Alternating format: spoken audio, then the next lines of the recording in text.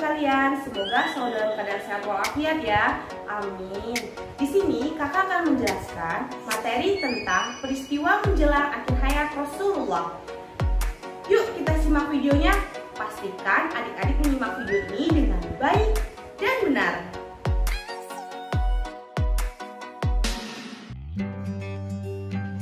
Aku rindu padamu ya Rasul.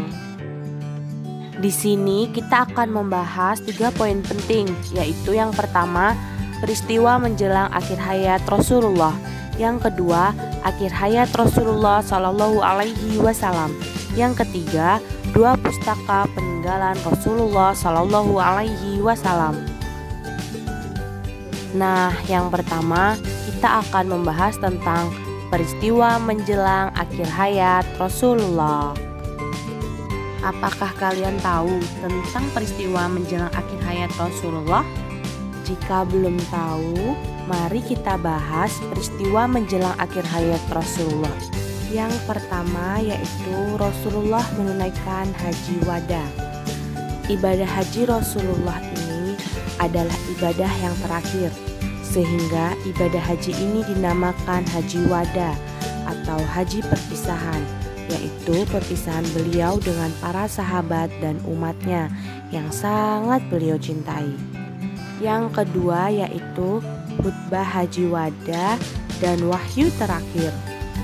Apakah kalian tahu bagaimana bunyi dari khutbah yang disampaikan Rasulullah Shallallahu Alaihi Wasallam pada waktu haji wada?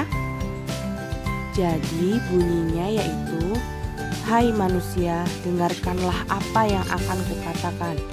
Mungkin setelah tahun ini aku tidak akan bertemu lagi dengan kalian di tempat ini untuk selama-lamanya. Hai manusia, sesungguhnya darah dan harta kalian adalah suci, sebagaimana sucinya hari dan bulan sekarang ini di negeri kalian ini. Hai manusia, sesungguhnya aku telah menyampaikan risalah ini. Aku tinggalkan 2 pusaka untuk kalian yang apabila kalian berpegang teguh kepadanya, kalian tidak akan pernah tersesat, yaitu kitab Allah Subhanahu wa Ta'ala dan sunnah Rasulnya. Wahai manusia, sembahlah Tuhanmu, dirikanlah sholat, bayarlah zakat, berpuasalah pada bulan Ramadan, pasti kamu akan selamat. Tunaikanlah ibadah haji dan taatilah pemimpin kalian. Niscaya kalian akan masuk surga." Pada saat itu Allah Subhanahu wa Ta'ala menurunkan surat Al-Maidah ayat 3 sebagai wahyu terakhir, yang artinya, "Pada hari ini telah kusempurnakan untuk kamu agamamu dan telah kucukupkan kepadamu nikmatku dan telah kuridhoi Islam itu jadi agama bagimu." Yang ketiga yaitu Rasulullah Shallallahu Alaihi Wasallam sakit. Bagaimana kondisi kesehatan Rasulullah sepulang haji wada? Jadi, kondisi kesehatan Rasulullah Shallallahu Alaihi Wasallam sepulang haji wada yaitu kesehatan beliau berangsur-angsur menurun. Meskipun demikian, beliau tetap melakukan tugas dan kewajiban sehari-hari seperti biasa. Beliau juga tetap berjamaah di masjid. Meskipun sakit, beliau masih memikirkan umatnya. Beliau sering menanyakan keadaan kaum muslimin.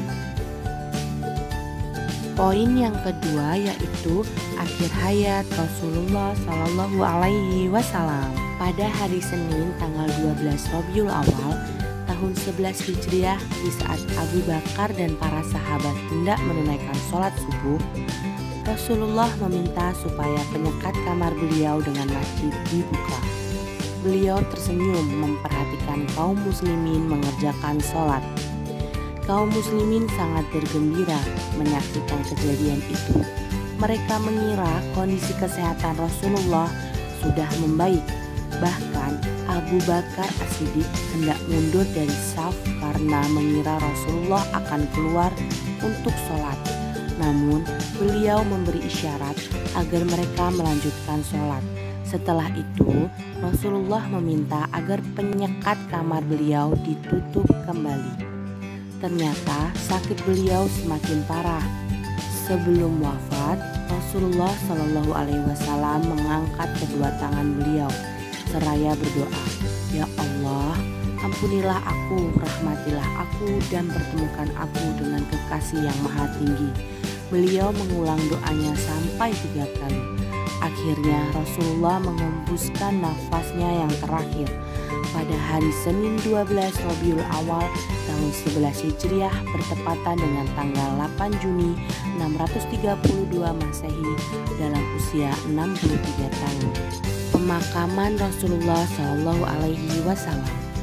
Pada hari Senin Rasulullah baru dimandikan karena pada hari Senin para sahabat masih melakukan perdebatan tentang siapa yang akan menjadi pemimpin sepeninggal Rasulullah. Rasulullah dimandikan oleh para sahabat. Setelah dimandikan, Rasulullah dikafani dengan 3 lembar kain putih dari bahan katun tanpa memberi pakaian dan surban. Para sahabat sepakat memakamkan jasad Rasulullah di kamar beliau. Karena Abu Bakar As-Siddiq pernah mendengar bahwa Rasulullah Shallallahu Alaihi Wasallam pernah mengatakan bahwa seorang nabi yang meninggal tidak dimakamkan kecuali tempat ia meninggal. Akhirnya Rasulullah dimakamkan di kamar beliau di rumah Aisyah, yang tempatnya di mana beliau mengembuskan nafas yang terakhir. Pada hari Selasa tengah malam, malam Rabu, Rasulullah dimakamkan. Poin yang ketiga yaitu 2 pusaka peninggalan Rasulullah Shallallahu Alaihi Wasallam. Apakah kalian tahu apa saja 2 pusaka peninggalan Rasulullah Shallallahu Alaihi Wasallam? Jadi 2 pusaka peninggalan Rasulullah Shallallahu Alaihi Wasallam yaitu kitab Allah Subhanahu Wa Taala dan sunnah Rasulnya.